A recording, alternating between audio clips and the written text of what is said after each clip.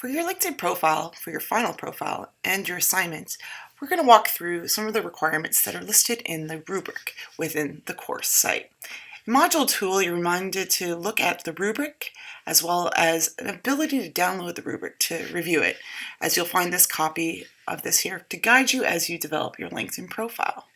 I'll walk through the actual new profile for 2017, as there are some features that have changed if you have had a LinkedIn profile previously and want to know how to navigate the new experience online.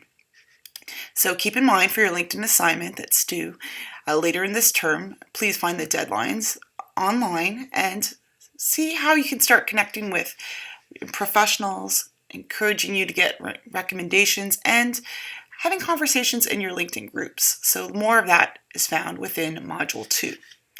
Let's go to the LinkedIn profile itself, and I'm going to use mine as an example. When you go to your linkedin.com/feed, you'll see that you'll have a news feed going on, and typically it'll be articles and updates from your connections.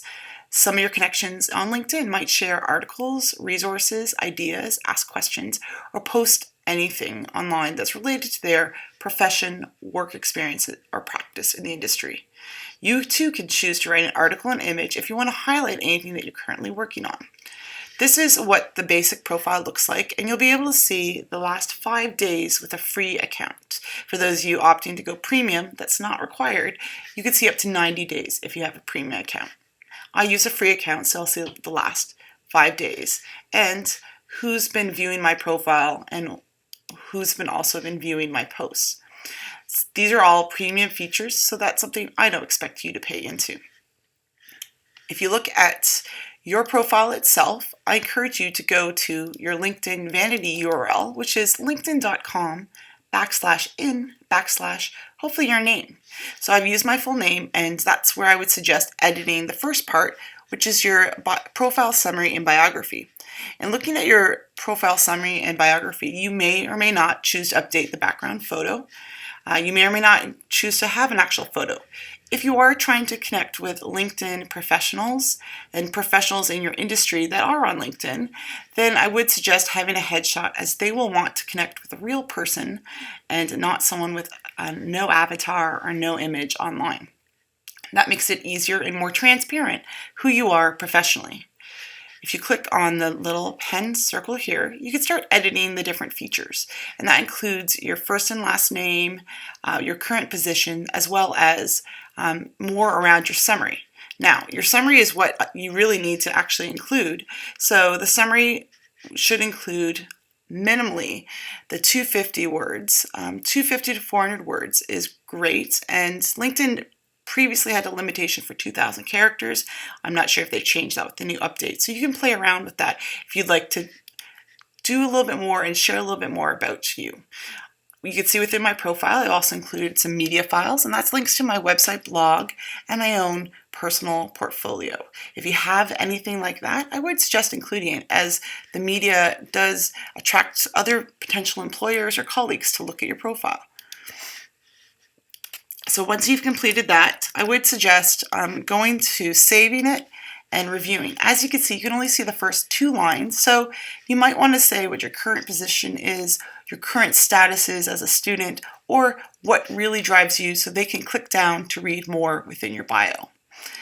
As you scroll down, you'll see that some of the other changes include listing any articles that would be posts you updated recently. I've only put a few in there, so there's only 4. I don't really post a whole lot on here. But you may want to include articles, a project, or an activity that you're working on to attract anyone who's viewing your profile to see what you're working on.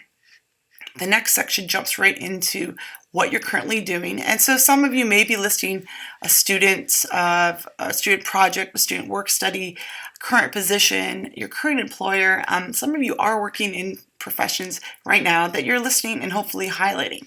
I would expect for you, within the work and volunteer experience, you are to describe a little bit about your role, and that could be a few 3 to 5 bullets about your responsibilities. Some of you may include links directly to the groups that you're working with or files and projects that might be related to what you've done. Choose that wisely and ensure that you offer enough description about your talents and what they do, because this is the most prominent feature now in the new experience. Scrolling a little bit further down, you'll see that's where education is listed. Education will be standard and standardized. You're not able to, when you go in, edit or update any of this information beyond what's already there. You're not able to move it around or make any decisions on where it goes on your profile on the new experience, so keep that in mind. The next feature you'll see could be volunteer or other work experiences, depending on what you're adding to your profile.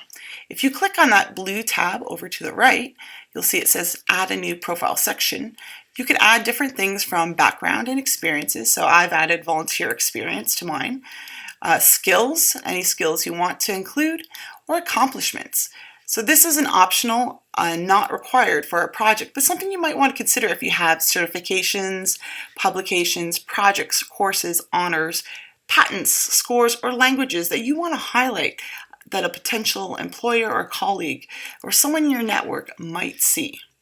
You'll see that the featured skills and endorsements are listed here, and this is a previous feature that used to list all of the endorsements. Now it just highlights the top 3, and so mine are highlighted as student affairs, higher education, and student development. So those are the areas that I research and work in. The next section is required, and that's if you look down on your own requirements, the professional recommendation. For our course, you'll do 2 recommendations, but you may have more than that. And thinking about a recommendation, this would be a professional connection who you've worked with. It could be a peer, it could be a supervisor, it could be someone within a project that you've done within a course, or a work experience with a client. Thinking about asking for this, you may want to reach out and send a message, and also maybe even give. So as you can see, I've received 10, but I've given 8. So often when you ask for a recommendation, others would want to get the same.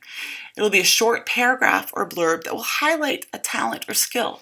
And these kind of asks would be something that you would want to reach out to a former employer, a former coworker, or a supervisor who could give you a positive recommendation. You will want to give them some things maybe that you want them to highlight or talk about maybe with your work experience if that's really important to you. It doesn't hurt to give them some suggestions when you give that ask. So keep in mind you're required to have 2 received, and in the process you may do 2 given as well. Scrolling a little bit further down, you'll see the accomplishments, and that's the other added where you can add your profile sections. Not required, I just wanted to point that out, but because you may want to highlight any projects or awards or things you've earned along the way, and any languages that you speak that might be relevant beyond English. The interests that you have could be listed as school, affiliations, or they could also be listed in groups. If you go to the click or see all, you'll see that there's different ways to show your interests. The first way is many of you joined have been companies, and you can see the affiliated companies I'm interested in based on where I've worked, where I've learned, and where I want to continue to get my information from. The other area that you might be following for interest is schools, and that typically would be schools that you've attended or you're part of or you're alumni of, including University of North Texas.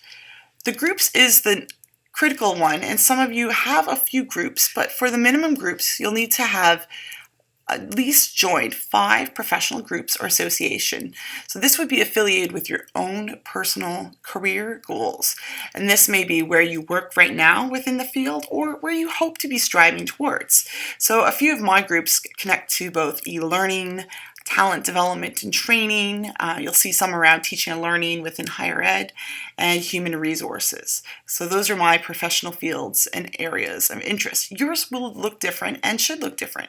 And you're to join at least 5 to earn full points. And then beyond those groups, we want you to go in and within those groups, have a discussion. So when you go to the linkedin.com/groups section, you'll see that today's highlights may be listed for some of your groups. You'll see active groups that perhaps you want to have a conversation.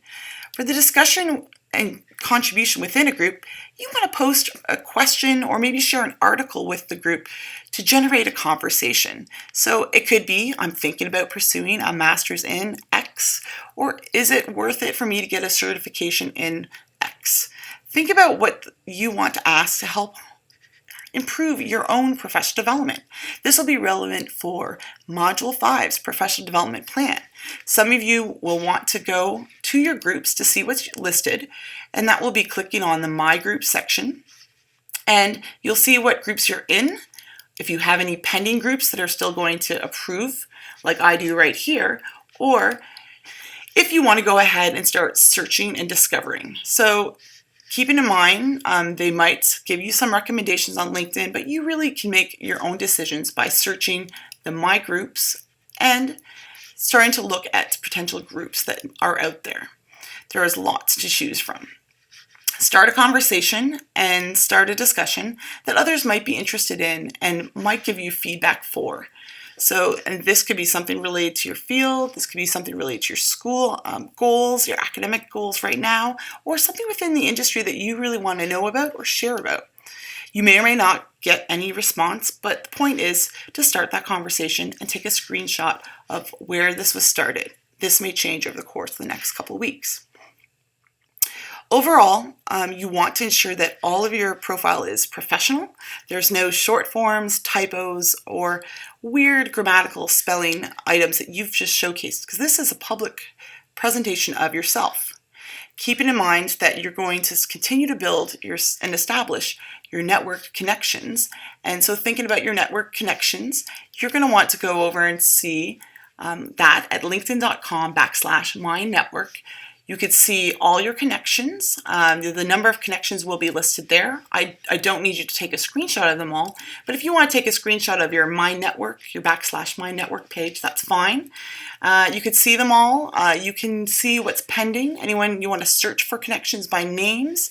Within the My Network, they have this you have more contacts to connect, and this is typically associated with your email. I don't recommend doing this add connections because it gives you a templated single response that's created by LinkedIn. I would encourage you to actually go in and say if you find someone you want to go and connect with, go ahead and click that message button and have a formal message written. This would be a canned response that you might put and include that allows you to edit this in a Word document and have a nice professional introduction to yourself that would want to encourage that professional to connect with you. Think about what the ask is and why you want to connect with them. And some of you might be doing this for the project of the mentoring outreach for the informational interview that we'll be working on in Module 6. Think about ways how you can develop your professional network beyond those peers within the class that you're connecting with. I think those are valuable connections, but those maybe within industry or your profession that you want to reach out to. Some of you may decide to start looking at LinkedIn and for different resources, and some of that could be around learning. So I'll go back to where that learning came from. If you go to the section that says work, you'll see that learning, if you click that tab, will pop open to this LinkedIn service that LinkedIn has purchased Linda, and you'll see some different examples of learning that you might want to work on and potential people who have created this learning. If you're thinking about for your professional development plan taking one of these LinkedIn courses, you can because it's connected and paid for through UNT. If you notice there's an instructor on the course that maybe you want to interview for your mentor outreach and your informational interview, why not send a LinkedIn message to ask more about that course and or let them know what you thought about it if you've looked at just the overview of the course. Another suggestion might be is to search your groups from that area. So if you go to that one tab at the top, you could start searching groups. As you can see, there's many different ways to post a job, advertise, look at salaries, and have some other idea about what's out there in the world of work. The other area that many of you might want to use is the job section, and you can search by company, keyword, title, or ones that might be relevant for you. So LinkedIn, once you build up your own profile, might start targeting different ways that you're interested, different jobs you might be interested in, whether you're looking for jobs or just looking for industries and industry leaders within an organization to interview. LinkedIn offers some other ideas for geo regions as well as salary. So it gives you some insight to what the salary is for your field and your earning potential within your career or industry. These are all collected within the data they have from organizations sent, but this might help you with your own search and review as you're looking at organizations to do a couple things. One, develop that professional development plan in Module 5, and two, perhaps reaching out for a mentor for that informational interview in Module 6. That should give you some more insights in the weeks to come.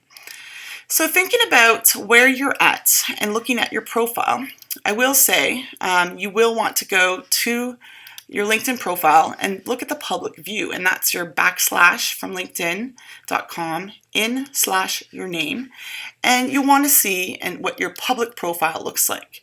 So over on the right, you can click on your public profile and you can edit any features. I've left mine open as an example and to showcase for the class, but you might want to choose to make only part of your profile public. So you could choose your headline, your websites, your posts, your summary, your education, current experience, past experience, projects, and others that you have done. Some of these things are not required, but once you do that, you'll want to click Save and see what others can view on your profile. If you don't wish to have all of that public, that's fine. You will need to connect with myself and the teaching assistant in this class, or assistants if we're looking at a few, just so we can make sure that we're able to view your profile and see that. Keep in mind that your group conversation, so when you actually go to your groups, we will not be able to see that. So anything you've posted within the groups, make sure you take a screenshot of, because only members of that particular LinkedIn group will be able to see. So if you end up posting something within a group, just like this post is done here, I'll need you to do a screenshot, and we've put some resources of how you could do that and capture that for us to view. Your final project will be submitted via a Word or PDF file, so you're going to want to grab not the feed, but your actual LinkedIn profile URL, copy and paste that into the document, and include any relevant screenshots that we might need. And that would be things such as your professional group affiliations, if you want to take a screenshot of that, but most importantly, that discussion. We should be able to see your professional recommendations when they come through. However, we will not be able to see the conversation, the question, or the prompt, or the article you shared within your group. So please do capture a screenshot of this. This should help work on your full, complete profile as you're creating and updating your LinkedIn profile, specifically with the new experience.